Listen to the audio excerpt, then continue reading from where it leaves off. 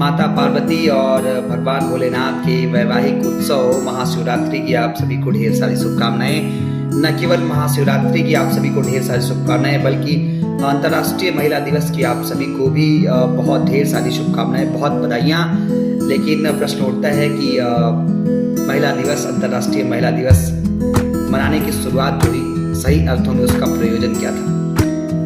8 मार्च 1975 को संयुक्त राष्ट्र संघ ने अंतर्राष्ट्रीय महिला दिवस की अनाउंसमेंट की और 2 वर्ष बाद इसको आधिकारिक तौर पे मान्यता मिली।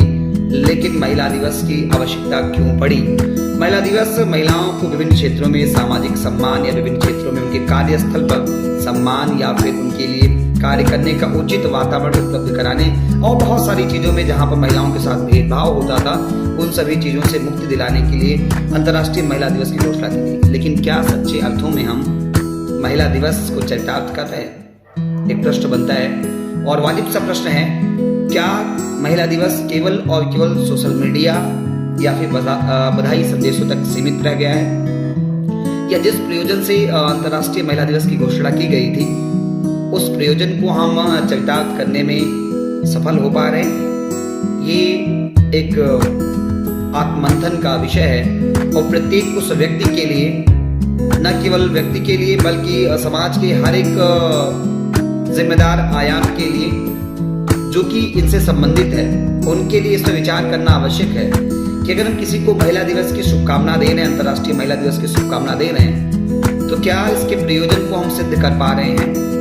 अगर आप ऐसा कर पा रहे हैं तो निश्चित रूप से आप बधाई देने की पात्र हैं और अगला व्यक्ति बधाई स्वीकार करने के पात्र है। लेकिन अगर आप इस दिशा में आगे नहीं बढ़ पा रहे हैं और ये केवल और केवल सरकारी नारों तक सीमित है या फिर सोशल मीडिया तक सीमित है, तो एक विचारणीय प्रश्न है, इस पर विचार करना लाजमी है।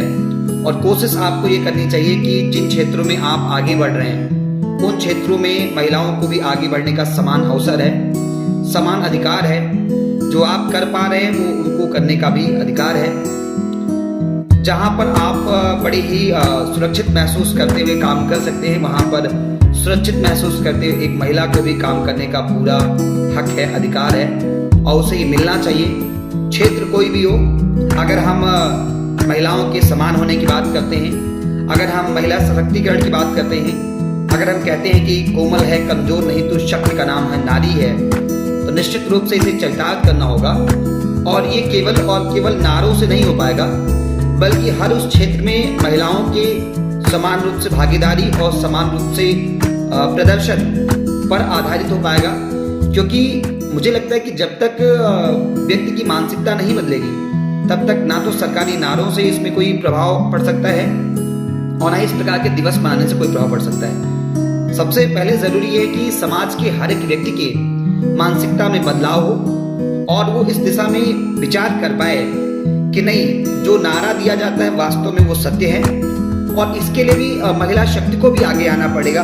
बहुत सारे क्षेत्रों में महिलाओं ने बेहतरीन प्रकार के प्रदर्शन किए, उम्दा प्रदर्शन किए, सराहनीय कार्य किए हैं और इसी प्रकार की अपने प्रयासों से शायद वो समाज की इस मानसिकता को बदल सकती हैं। जो पहले कार्य जो थे वो लैंगिक पक्षपात के आधार पर निर्धारित किए जाते थे, या जहाँ पर पूर्वाग्रह चलते थे कि गणित का विषय है तो महिलाएं या बालिकाएं उसको नहीं पढ़ सकती हैं, सेना के क्षेत्र में महिलाएं या बालिकाएं नहीं जा सकती हैं, जितने भी बौद्धिक क्रियाकलाप है वो महिलाएं या बालिकाएं नहीं कर सकती हैं, जो शारीरिक श्रम के कार्य है वो महिलाएं या बालिकाएं नहीं कर सकती हैं। महिलाओं और बालिकाओं के लिए केवल और केवल घरेलू कार्य बताए गए थे एक प्रकार से, या उनको कहा गया था कि उनमें संवेदनाएं ज्यादा होती हैं।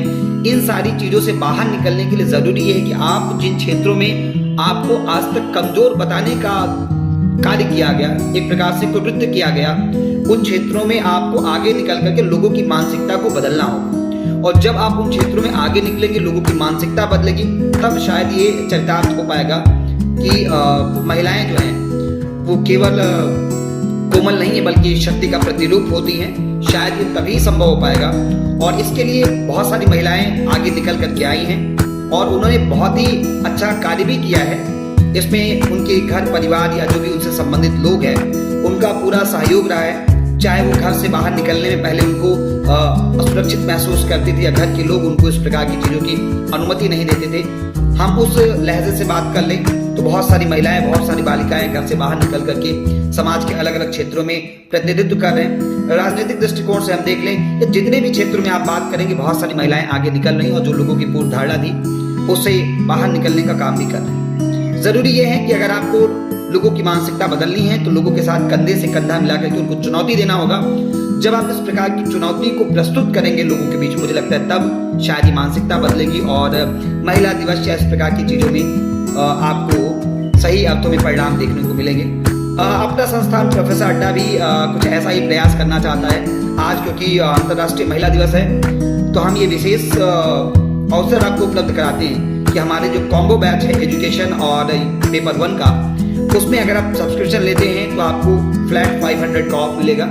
अगर आप हमारे एजुकेशन के रेगुलर बैच के साथ जाते हैं तो उसमें आपको 200 रुपये का ऑफ मिलेगा। और अगर आप हमारे पेपर 1 यूजीसी नेट पेपर 1 के कोर्स में अगर आप प्रवेश लेते हैं तो वहाँ पे आपको 50 रुपीज़ का आपको डिस्काउंट मिलेगा, ऑफ मिलेगा। आप सोच रहे हैं सर ये 500, 250 रुपये क्या है, तो आप जानते हैं कि हमारे यहाँ शुल्क भी हमने बहुत कम लिया है, लेकिन हमारा ये सम्मान है, हमारी प्रतिबद्धता है कि हम ऐसे अवसरों पर हमारी संस्था के द्वारा जो बेहतर हो सकता है उसको हम करेंगे। आप सब लोग भी इस अवसर का लाभ ले सकते हैं। ये जो विशेष अवसर है कि 12 बजे 8 मार्च को दिन के 12 बजे से लेकर के 9 मार्च दिन को 12 बजे तक चलेगा। आप सभी को एक बार फिर से महाशिवरात्रि और अंतर्राष्ट्रीय महिला दिवस की ढेर सारी शुभकामनाएं।